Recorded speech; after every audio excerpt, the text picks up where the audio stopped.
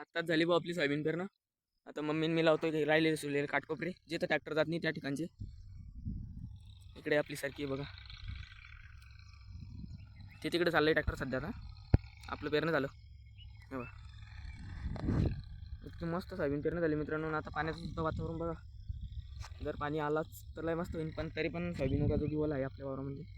हे बघा आता मी झुपतोय राहिलेलं, कारण हे खालीवर जागा असले एखाद्या ठिकाणी तिथे दाणीचाच राहत आहे बघा.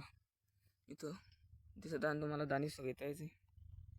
सर्वत्र पाण्याचं वातावरण झालं आहे, पण मग पाण्याची गरज नाही एवढी, पण पाणी यायला पाहिजे.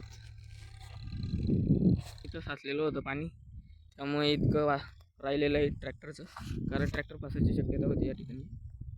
इथून तर इथपर्यंत सुटलेलं डायरेक्ट लावायचं, कारण ट्रॅक्टर चालत नाही या ठिकाणी. की वातावरण बघू शकतो तुम्ही किती मस्त झालेलं आहे आपलं. एकदम शांत संध्याकाळचं वातावरण आहे. कुठं मोठं पाण्याचे ढगं सुद्धा दिसत आहे, पण मग सूर्यदादा सुद्धा येत आहे बघा, मावळता सूर्य. आपला पेरणीचा व्हिडिओ लवकरच येणार आहे, त्यासाठी ब्लॉग टाकणार आहे आपण एक फुल.